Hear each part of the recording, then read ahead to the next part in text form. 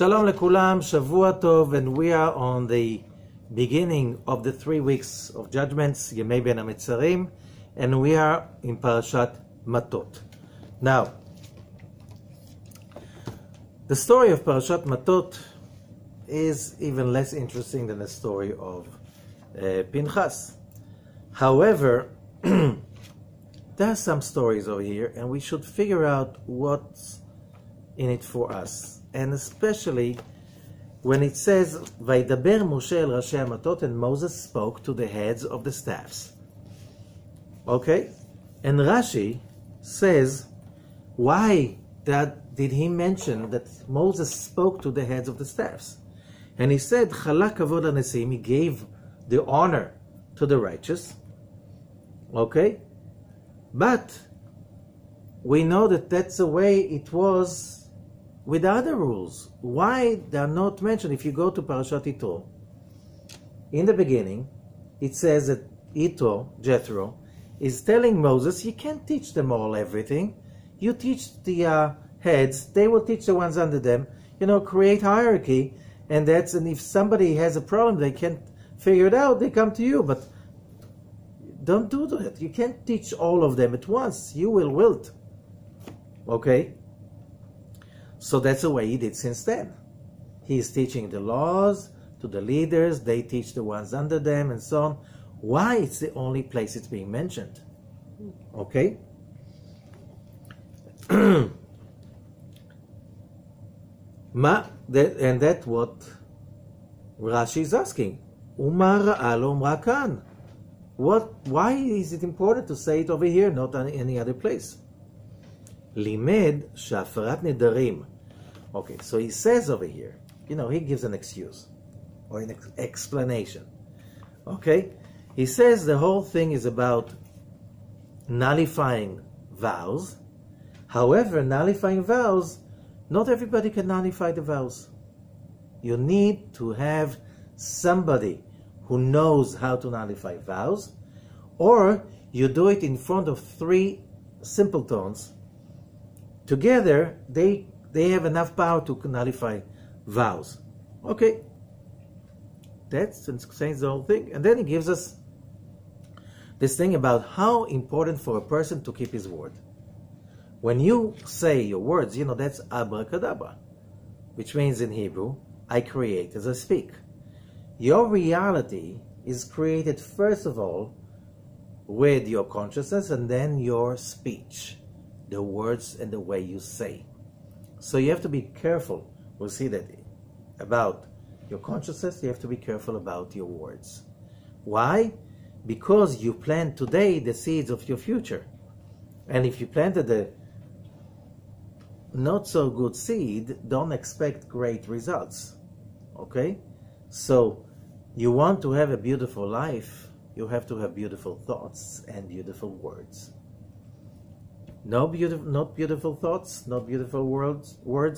What are you expecting? And then there's an addition. All the rules of vows. That's the first sentence.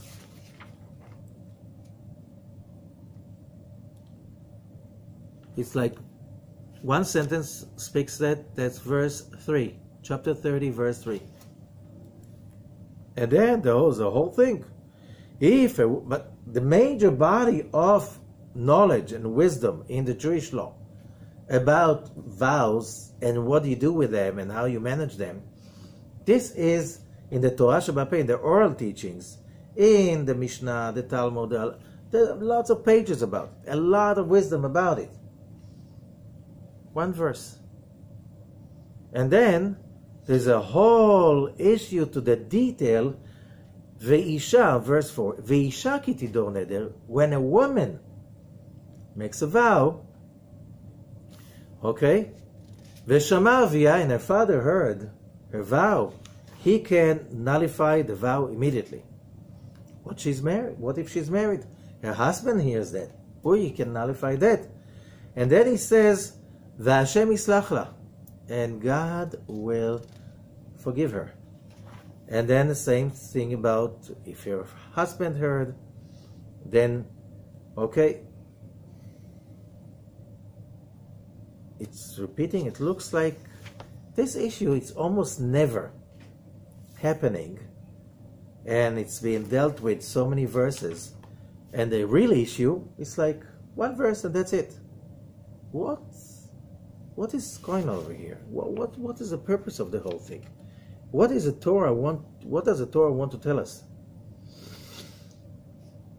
Okay, we'll come to it. The next thing, that was chapter 30. Chapter 31, verse 1. And the Lord speaks to Moses saying, verse 2, Nekom nikmat bnei Israel met Midianim.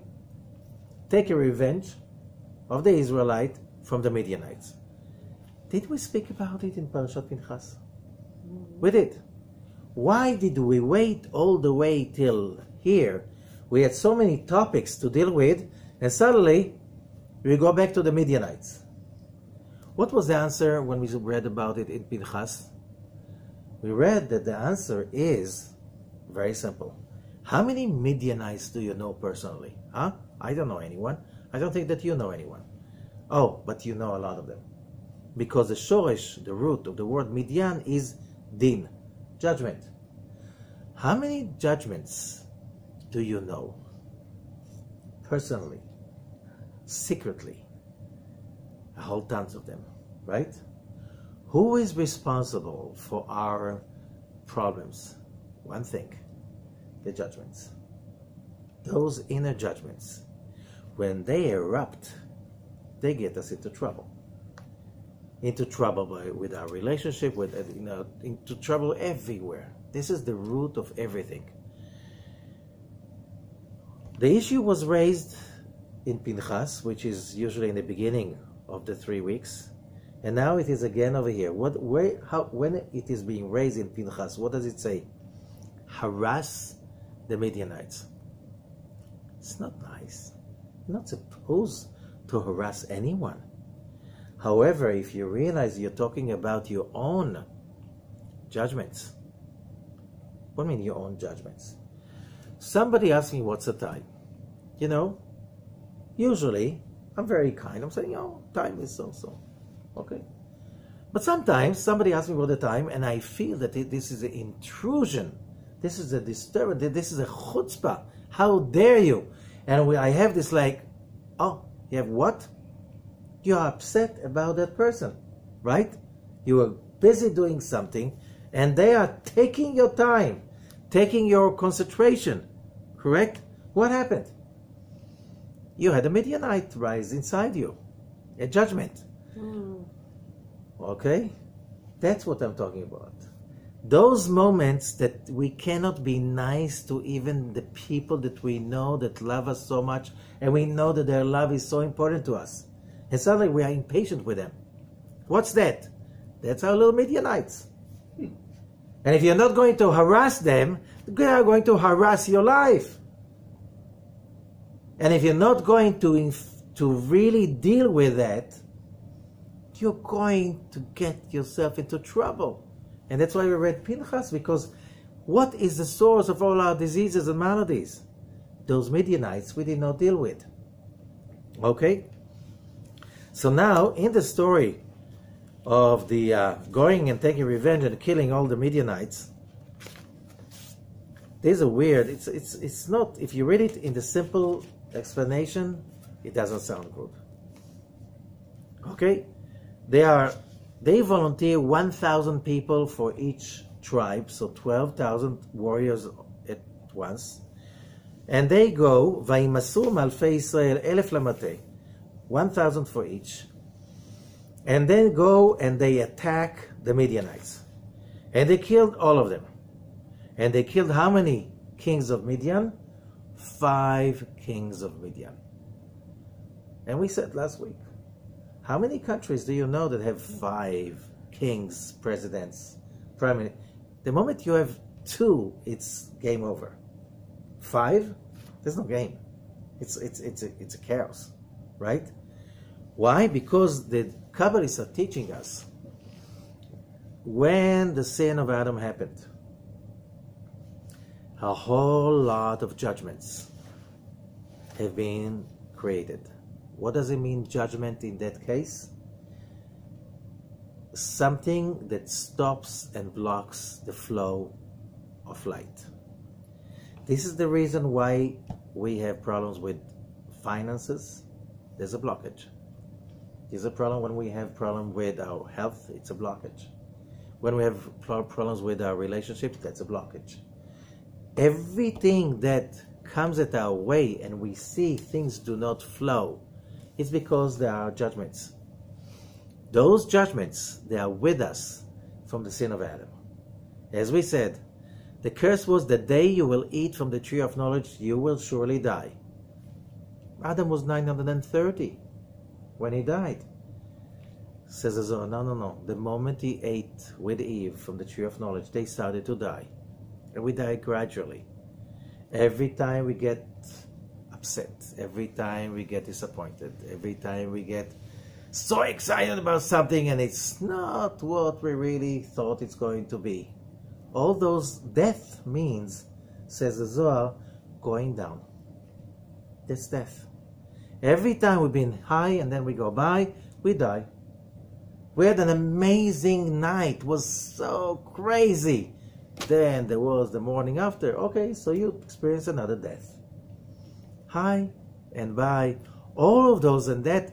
So we have to correct our own little deaths that we accumulated during our lives and our past lives. And we have also all of mankind, human, since Adam and Eve, we have to fix that. And how many of them are there?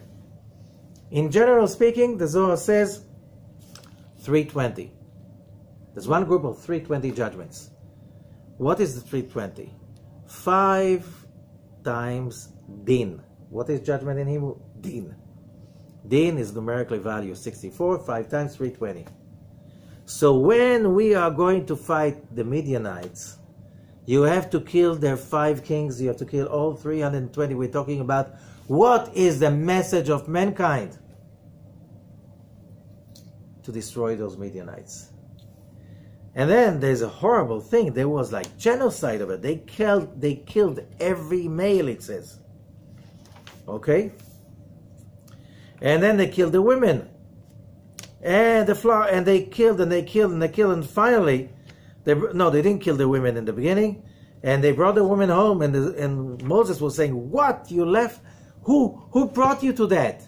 The women of Midian, you left them alive."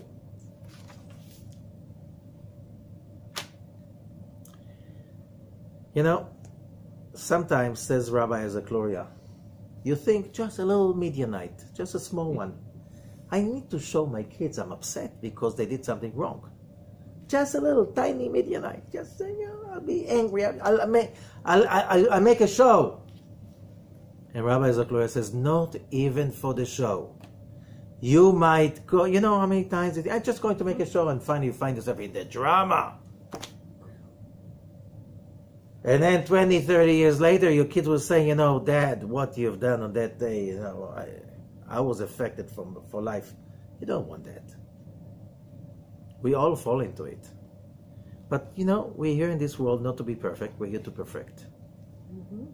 We're not here to be perfect, which means, tables don't make mistakes.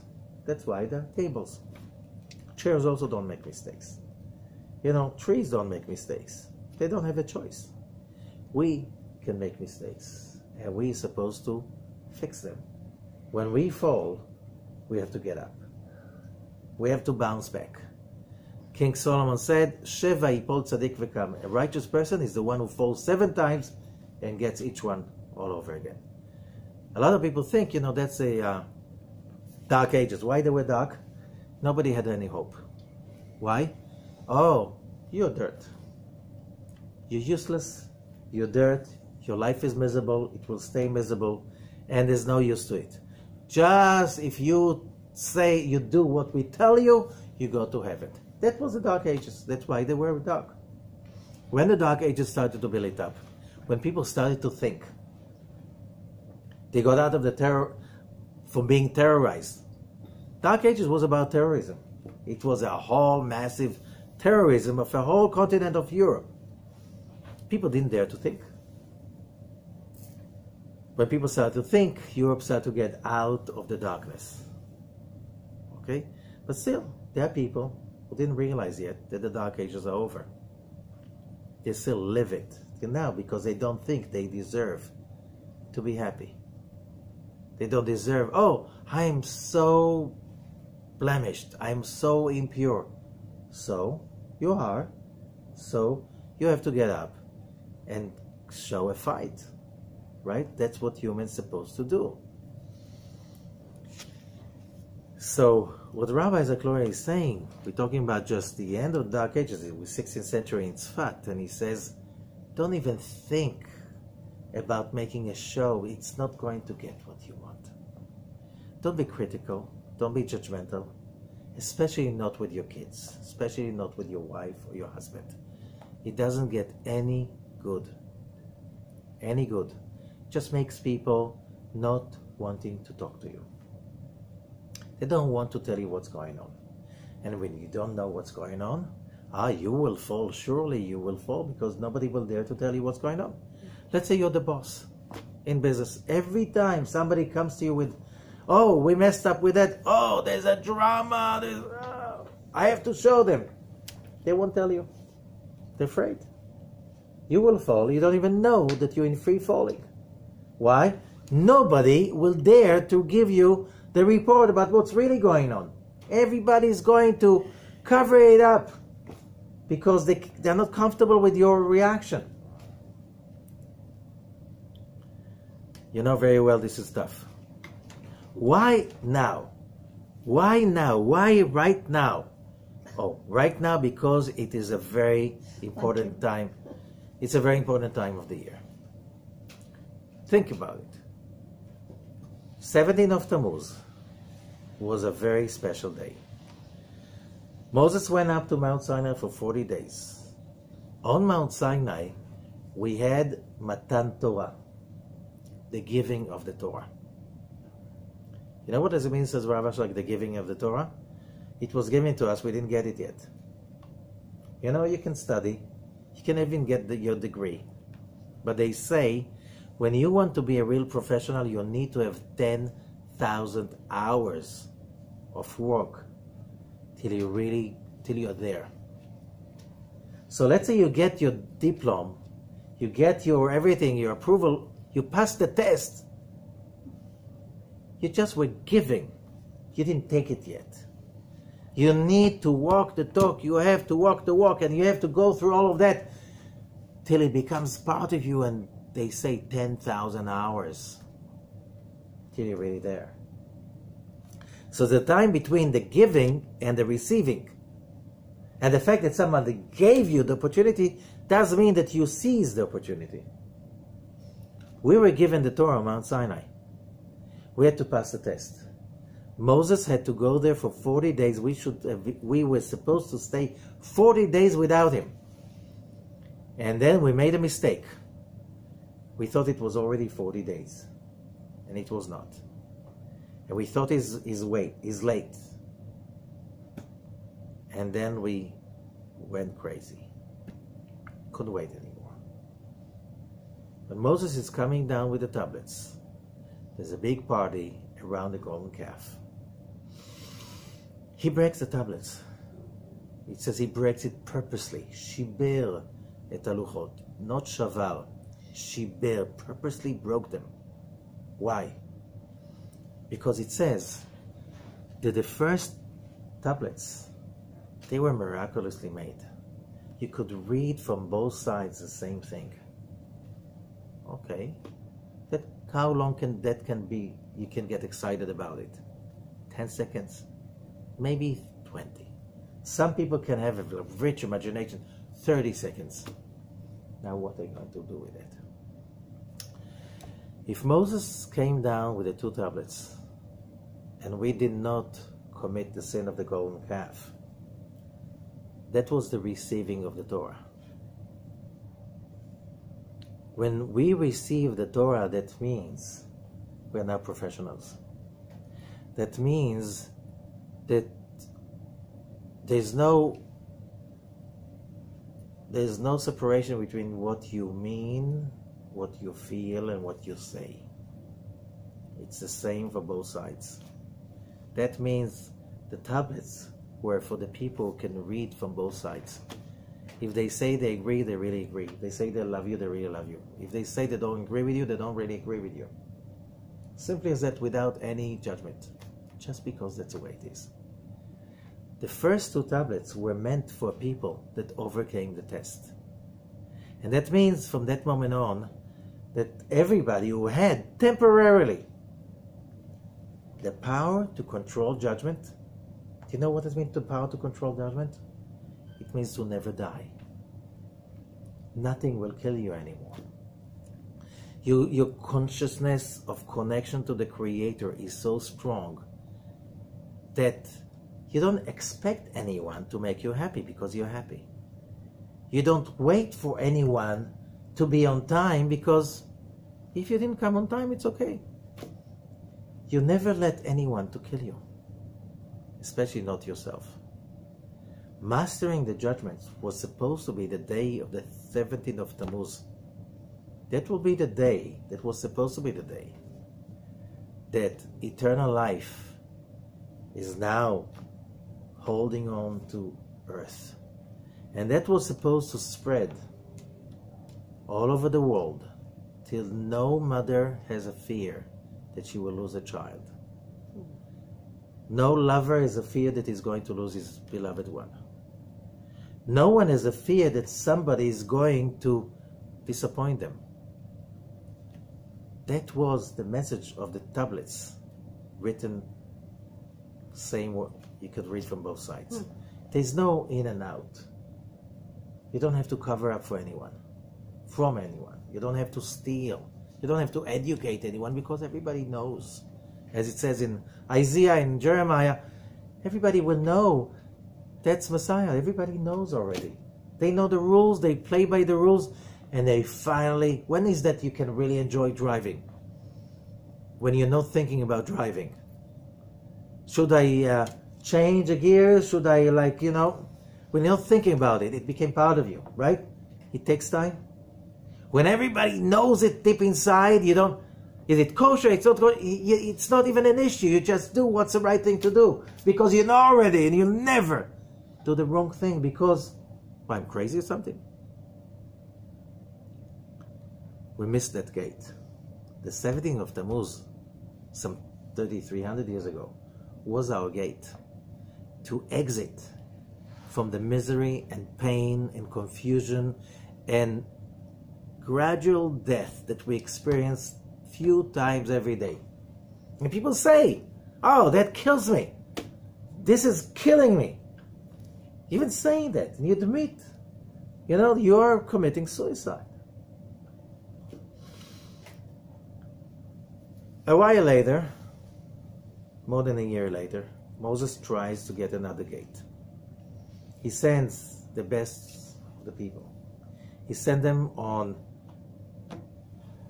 the 1st of Tammuz to see the country, to report. They come back on the 9th of Av. Two of them say, that's our country. Those people, they're nothing, they're nobodies. They were slaves of Pharaoh. Look what we did to Pharaoh. We brought him to his knees. So that's nothing for us. The promised land is so smaller than Israel. It's like, we'll just do it by walking. But 10 of them said, no, they are too strong. The cities are mighty, tiny cities. Relatively to Egypt, nothing, just villages. Who did the people listen to? To the one who badmouthed the Holy Land. They didn't badmouth the Holy Land. They badmouthed the creation, they badmouthed God. They badmouthed faith, they badmouthed all what Moses was teaching. What did the people do? They cried the whole night. They killed themselves. What was the result? Everybody was decreed to die in 40 years in the desert. What if the whole nation will listen to the spies? Nobody asked them to spy. Just bring a report and say, fake news. Guys, you're simply off. What happened to you? Moses said we're going. God said we're going. For 400 years we're talking about that. We heard it from our mothers and grandmothers and fathers and grandfathers. Since Abraham, this is the promised land. We have nowhere else to go. We are not going anywhere. We're going right now home, finally. If we said that, then Moses would lead with Aaron, with Miriam, and the whole nation follows them into the promised land. Mashiach comes, game over, no death. It spreads to the whole of mankind, and it's over. We missed that gate too. What happens when you pass by a place? Let's say that place, you were invited for interview. You had a project. And you're invited to that project, and you were sure they're going to say yes. And that's the end of all financial uncertainty. This is the beginning of fulfilling your craziest dreams. But they said no. After they said yes, yes, yes, yes, and suddenly they say, oh no. Every time you pass by that place, every time you think about that interview, it's like you feel what? Sour. It's judgment. You feel there's a block.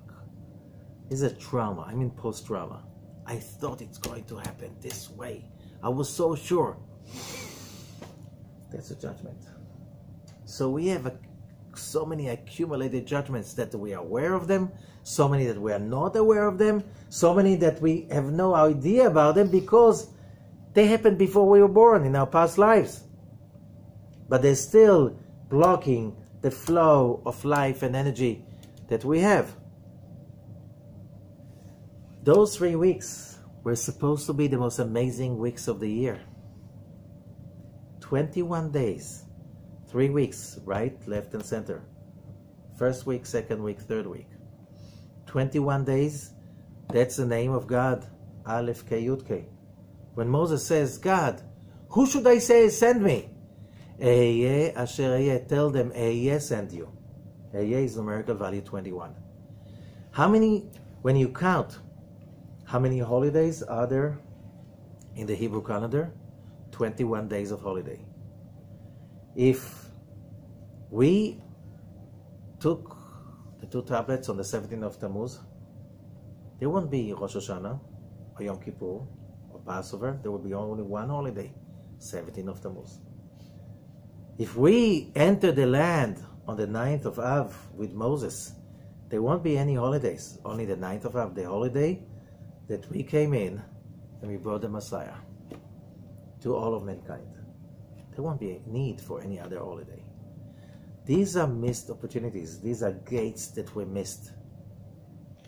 And what's left in the place there was a gate? What's left is a judgment. What is judgment? Is that like, we missed it. That sour feeling that it could have been so great, and look what happened. So when you have that problem, you have this Achilles heel. Every time we were, as the Israelite nation, we were like out of balance. When did we fall? We just was wobbly the whole year, and then comes at 3 weeks, we fall. First temple. Second temple. The destruction during the time of Bar Kokhba and Rabbi Akiva, 65 years later. Then the exile of Spain, the whole Jewish amazing civilization in Spain, all out, the 9th of Av. And so many other stories like this. Why? The moment you stumble, you fall. Where? In the same place all over again. So, when these 3 weeks are coming, it's not bad weeks. It's a weeks that rabbis are close saying this is the time. All your judgments are coming now. Sweeten them up. Transform them. This is when. Why? Think about it. If you follow the Parashat Shavua, the weekly Zohar, from the beginning of the year, what did we say? Rosh Hashanah is an opportunity for a new beginning. What is Shana? It's a year. But it means also in Hebrew, Shana means repeat. Shana means changed. Shana means also learned. All in one word, yes. Because if you didn't learn last week, you have it repeated again to give you an opportunity to learn. That's what a year is about. Nothing else. Oh, another year passed by, I'm a year older. Okay, I have a wrinkle I didn't have last year. Stupid. No, you have an opportunity. This is what the year is about. Rosh Hashanah, sky open up. Okay, who wants another opportunity? Let's go for it. Yom Kippur, forgiveness. Yom Kippur, reconnecting to the tree of life. Then, same thing, it goes on. Sukkot, Simchat Torah, Bereshit. What's Bereshit? Start, we want to say in Hebrew. Like, okay, all over again. Start from Bereshit. Right? להתחיל מברשית. Okay, which means an opportunity. Oh, same thing will come up. What do you mean a new opportunity? It will come up and now you're going to do it right. You know, it's not about, oh, let's forget about it. Never happened. It did happen. And whatever you messed up, you have to fix. Whatever you broke, you have to fix. Whatever you took, you have to pay. That's how you fix stuff. Correct? It's not nothing. No, it's not nothing. It is something. And it is important. So let's go back to it. So, if you did nothing in the past year, which means you got nothing, you have no idea what the thing is about. Of course, you have to start from the beginning, and you have to start to learn the book of Genesis, and you have to start to learn about Noah, and about how to get out of comfort zone, and to learn that values, when you're not keeping them, forget it, everything will fall apart. And then you have to learn from Abraham how to be in chesed and loving and kindness, and you learn from Isaac, Yitzchak, how to create judgment and how to have one hand huge ambition and desire, the other hand you have to know how to pace it. And then you learn from Jacob how to synthesize between the two. You learn from Joseph how to bring it forth to physical reality. Then you finish the book of Genesis. Now you have to declare your own fight for freedom. You have to find your own Pharaoh, your own disturbances, your own hoaxes and all the dark magic that surrounds you. And you have to say, yes, I can be free. And then you have to build your own temple, your own private temple that you are the priest, and you have to take responsibility for that. You're over with the book of Exodus. Now you have to get your calling. Now you can sail the right direction. That's Vayikra, the calling. And then you have to step up and to take responsibility for your life once and for all. And that's the book of Numbers. And we have 3 weeks to finish. Because if you don't finish by the 9th of Av, you start to prepare the next year. Because if you didn't do it by then, you're not going to do it. So from 9th of Av, it's a countdown of 7 weeks till the beginning of the year. And you have to be, this is the time for us to be focused about, it's like the end of the year. You have to do your counting because you have to go ready for asking for a budget for another year. So you understand what the coming 3 weeks are about? This is the sprint. This is where you make your best show. Why? You killed your Midianites and you leave nothing. Nothing, even a tiny one just for the show. No, you finish your Midianites. You win the trophy by the 9th of Av. You come to the hub of the dark side and you reach Mashiach. When did we fall? With a snake. Nachash. A snake. 358. But Mashiach, the Redeemer, is also 358. Because when we remove all the judgments in the next coming 3 weeks, we are in Mashiach. And we reopen the gate. We reopen the gate. So what's this issue with the vows about? Okay. Remember we spoke about your words, if it's coming out with judgment.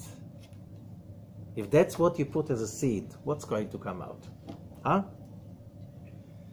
If it came from judgment, it was the words of judgments, what will come out?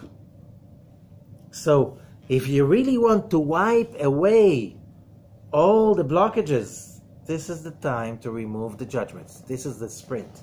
You know, you ran the whole marathon, but you keep your powers for what? The last few hundred meters. That you give your best, because that's when you make the difference. These 3 weeks is when we are really, Mercury in retrograde. Forget it. Yes, it's real. It is the time why it is like this. So if you can't see what's broken, you can fix it. If you can't see your Midianites, they're invisible, can you kill them? No, you can't kill something you can't see it. You don't know where it is and how it looks like. This is the time for us to see. This is the hunt to harass our Midianites. We have 3 weeks of harassment. Not that we allow them to harass us. Oh, it's a 3 weeks. It's a 3 weeks. Yeah, it's terrible things are happening. Mercury in retrograde and stuff like this and blah, blah, blah, blah. I'm upset. I'm so... You worship the Midianites. You make them your idols. Of course it doesn't change, and the next year will look like this year, but a little bit worse. Maybe not. Maybe not a little bit, maybe more than a little bit. Why? You didn't get it. You missed the turn. You missed the gate. You missed your flight. The flight left already. Now we are in the gate.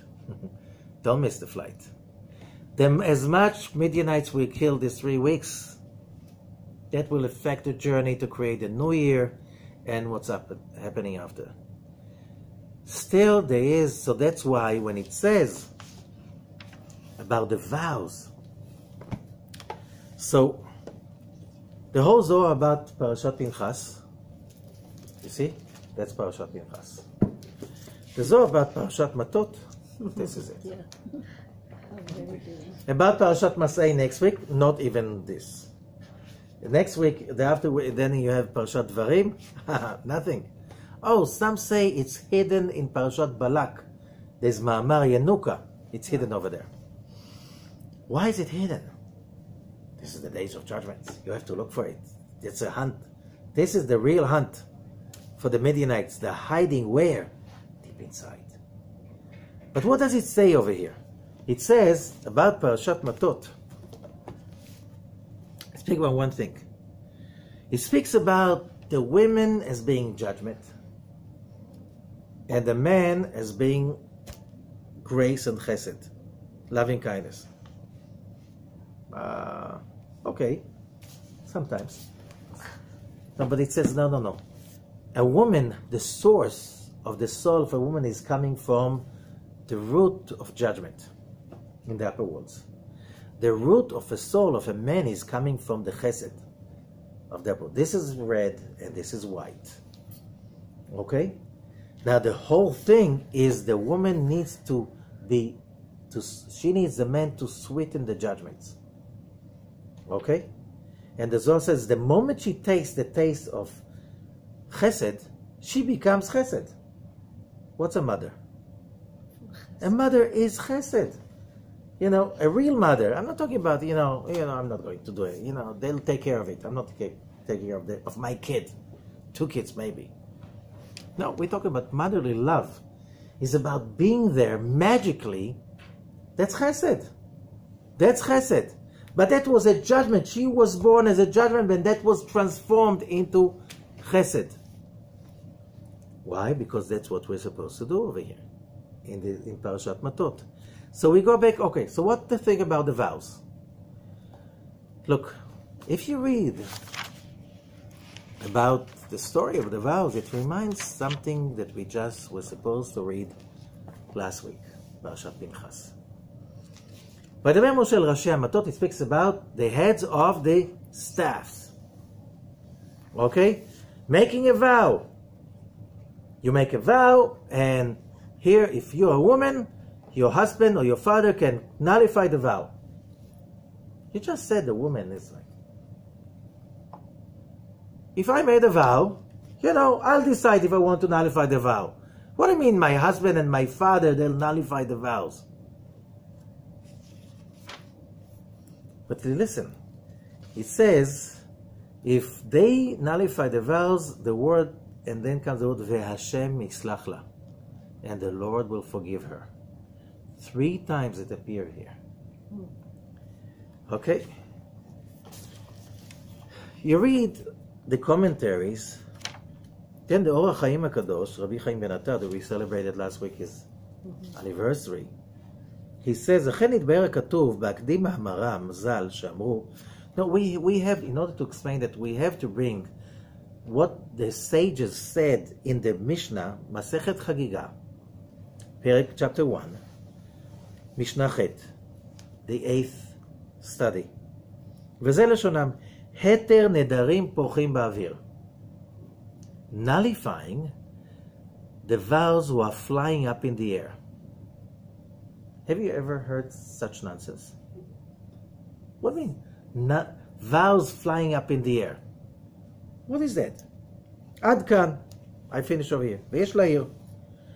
And we have to make a remark. למה עשה ממצווה זו סדר זה? Why the Creator did that order for that mitzvah?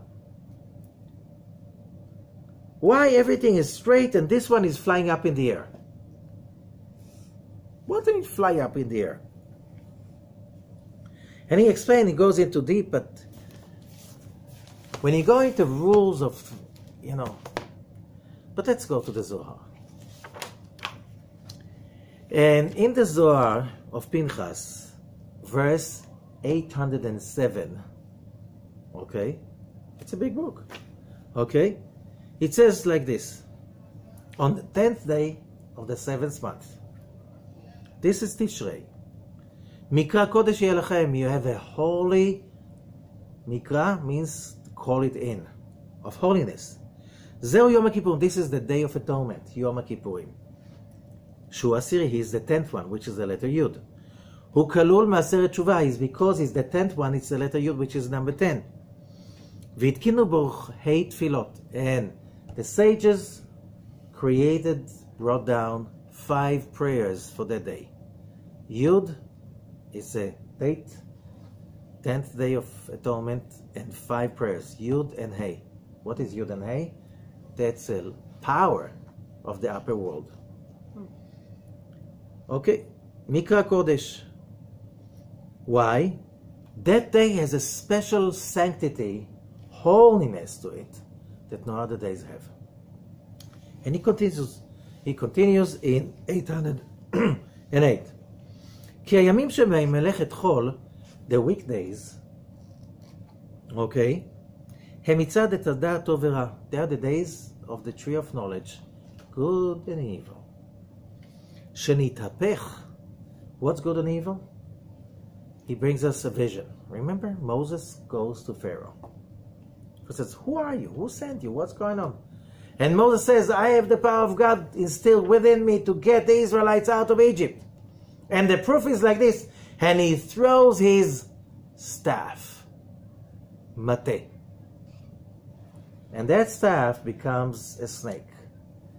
Then he runs after the snake, he holds it, and it becomes a staff again. So he says, that's a tree of knowledge. It turns, your day turns from staff to a snake, from a staff. Once you're winning, once you're losing. Once you're gaining, then you realize you're losing again. Once you're up, once you're down. It's a seesaw. Right? Up and down and up and down. Yeah, so you have high and then you have high. And you had expectations and then you have disappointment and then you become manic depressive. That's the weekdays. When you are subjugated to the energies of the tree of knowledge. But he said, whatever he's saying like the snake is a dark side, they're down, and the staff is the high side. What's the high side? When you hold the staff, what do you think? You have the power, right? You take the word staff in Hebrew. What does it mean? Mateh. It's the same word as maze mateh. Let's say you are the Ethiopian government. The Nile River flows through your area. So you divert the course of the flow of the Nile because you want to keep all the water for you.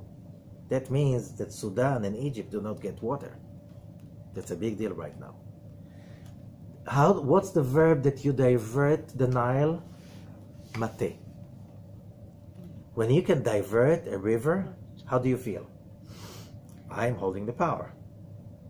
I can blackmail people. I can harass them because I'm holding the power. That's mateh. I'm holding the power. So once you hold the power, then you run away from the snake. That's what we do, humans. Once the ego plays with us, once the ego says, I'll never die, I'll be there forever, I'm winning, I'm better than anyone else. The next moment, I'm so miserable, my life is terrible, I'm good for nothing, whatever. That's where people are. Correct? That means you're a slave. You're better dead because you're miserable. You're full of judgments. ביום הזה שהוא יום הכיפורים הנקרא קודש בד, on that day which is called יום הכיפורים, שולט בו עץ החיים. This is the day that the tree of life rules that day. No place for the tree of knowledge. אינו מתחבר עמו שטן. Satan cannot be there. He's being sent for a vacation. Satan and the angel of death. No evil. It's all good. הכולו טוב. ומשום זה בו בעץ החיים ינוחו עבדים. That's why this is the day the slaves can get finally a real rest. ובו הם יוצאים לחירות. That's the day they go to freedom. That's the day. That's freedom. What's freedom? You're not going this way.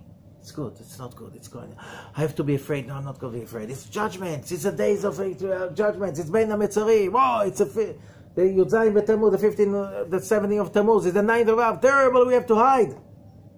Duck in and hide till it's over. You're a slave. Oh, it's a bad omen. That lady gave me an evil eye. I have to wear the red string. I have to do this. I have to do all kinds of stuff because that's not a life. That's not a life. You're a slave. You're dying painfully because you're full of judgments. And the only one who can remove these judgments is you have to take responsibility and finish them off. Oh, it's easy to say, but we have no other work to do. This is our work. This is our job. Okay.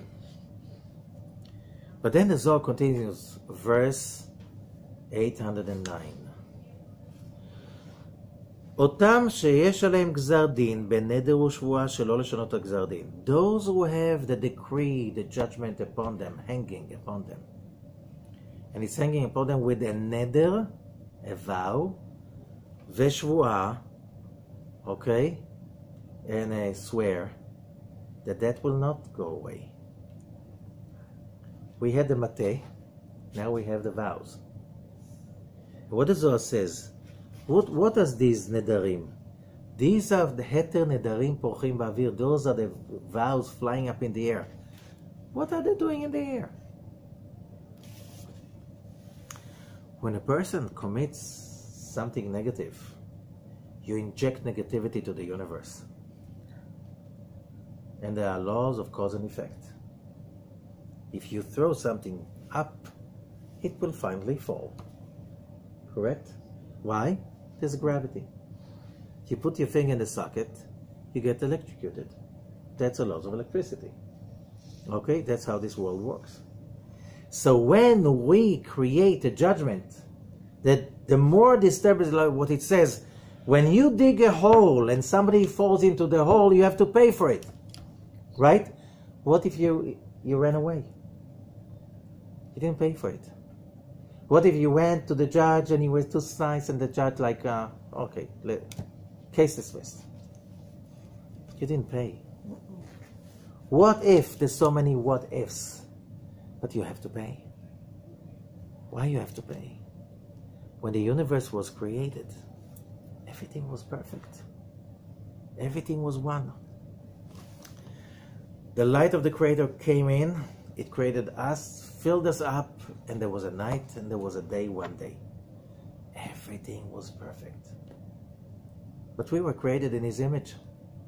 So everything was perfect, but it was two in one. It was the endless.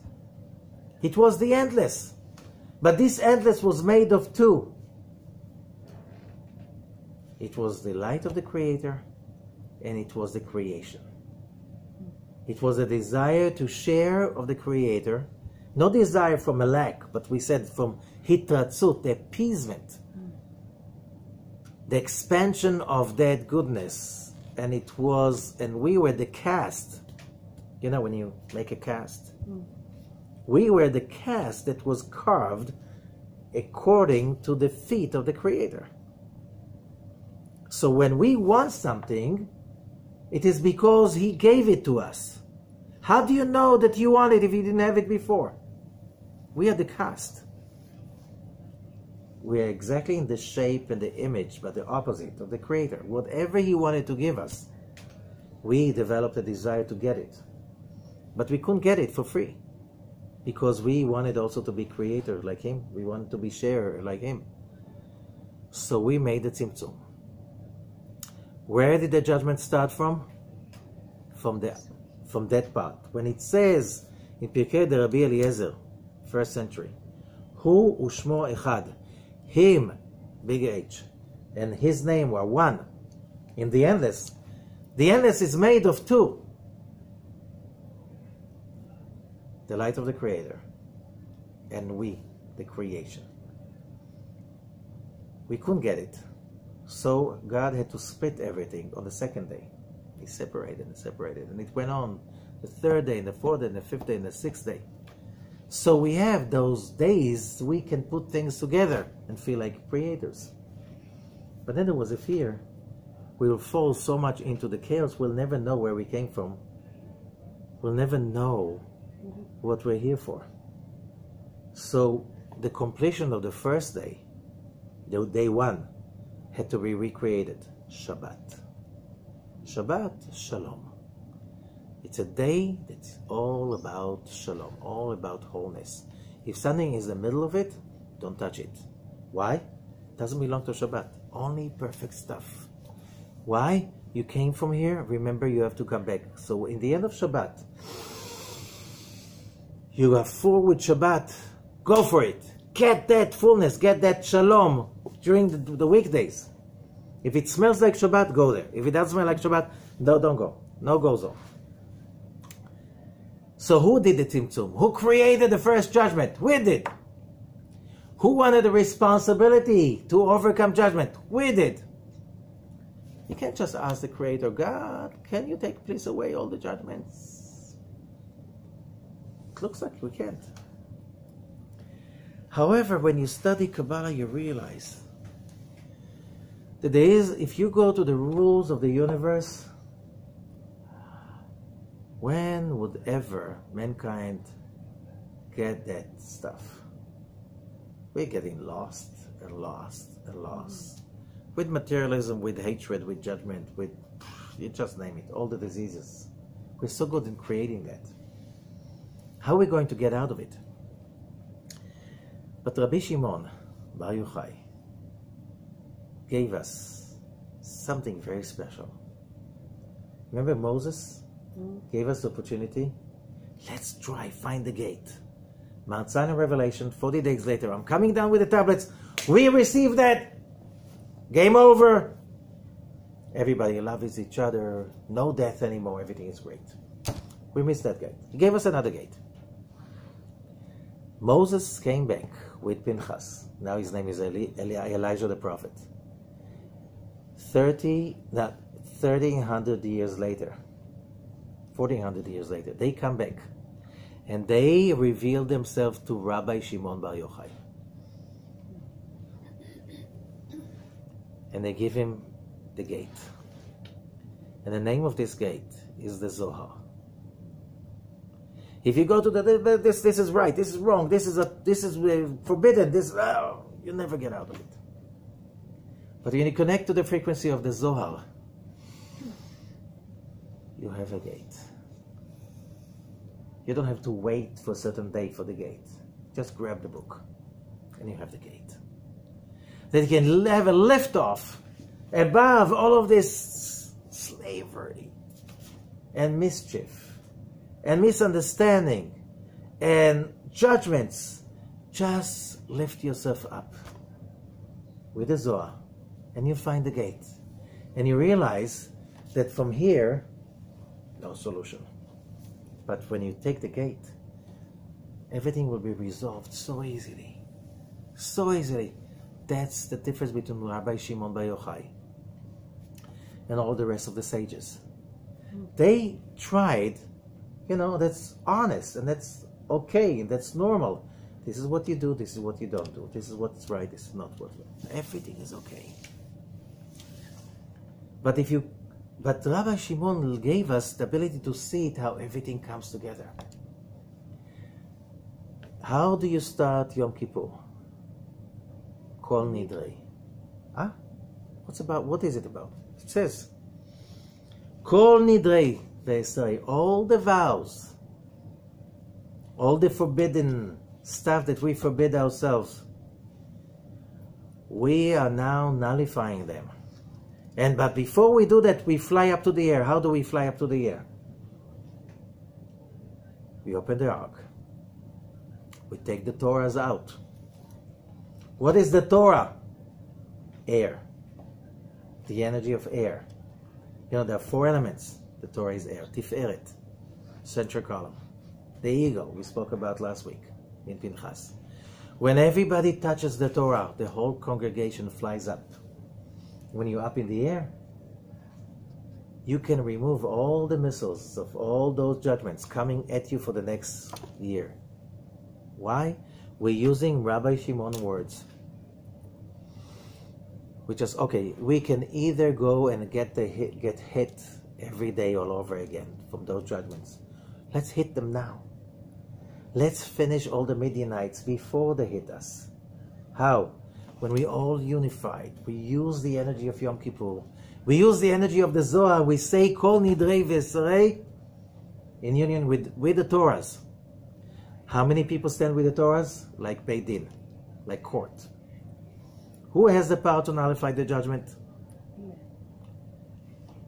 The man. That's the man. That's the husband or the father nullifying the vows of the woman. Who's the woman? The one with the judgments. It's us, each one of us.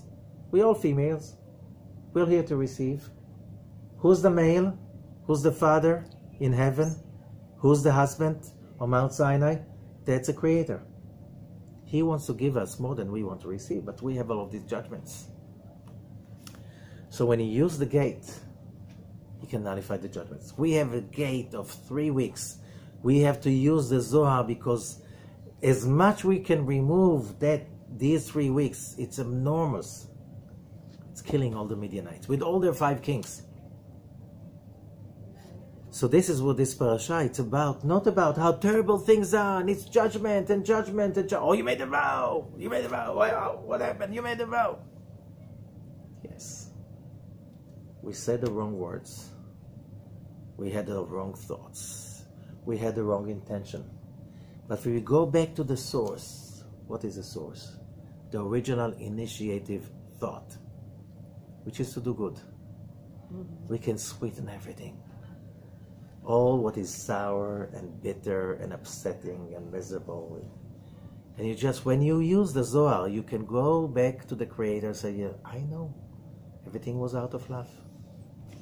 I know whatever I went through, it was only for my good. It only did good to me because I can see that without what I went through, I won't be who I am. And I'm thankful for that. Where I'm going to take the power to do that? Here's the Zohar. Here are the words of the Zohar. You can read them anytime you want. Whenever you need to find a gate. Outside of all of that stuff, whenever you need a gate, grab the Zohar. You've got the gate. Read it, scan it, connect to it, connect to the energies of Rabbi Shimon Bar Yochai. Things won't be the same. And you will feel it in your body. Because when you don't have judgments, the whole body reacts totally differently. Just remove the Midianites. Suddenly you see all kinds of systems that didn't work. I had this student in Toronto. He was diabetic for 30 years. 30 years on insulin. He was a very judgmental guy. Everybody was wrong. He was very smart. But you know, some people use being smart, how stupid this one is. He was so full of dinim. He finds himself one day in a hospital bed with a massive heart attack. 70 years old, and his life is like he's suffering anguish like never in his life before. But he was smart, and he realized where it came from. He said, no, doesn't worth it. I'm not going to hate anyone. I'm not going to judge anyone. I don't want it anymore. And I'm going to study spirituality. And that's how I get the phone call, come and teach me. So I come to his business. He was a jeweler. Teach him every week. And he starts to read the Zohar, and he changes everything. People come to him and give him a bedtime. He says, you know what? I don't want to sell you anything. These are the cards of my competitors. Go and buy from them. I'm not selling you anything. I don't need your business. I'm rich enough. I don't want to just retire because I love working, but not with you. Please leave the store right now with a smile. He got a house next to the lake. He got a dog to walk around the lake with the dog. He got the best surround sound system to listen to the best musical. He simply decided no judgment forever again. A year later he calls me. You know, I went to a periodical checkout. And they read my tests and my results, and they say, we don't know what happened, but your pancreas is recreating insulin again. You don't need any shots anymore. How did you do that? The moment you don't load your body and your soul with those judgments, your body knows to do the job. You have the same DNA you had when you were born. You're simply just shutting it down. You're shutting your everything. All the gates are shut down because of the judgment. It doesn't worth it. It doesn't worth it. Hunting season started. Go and hunt them. Kill them all. Don't leave anyone. Because by 3 weeks from now, we're going to get the power of Mashiach. Thank you, everyone. And good luck with it.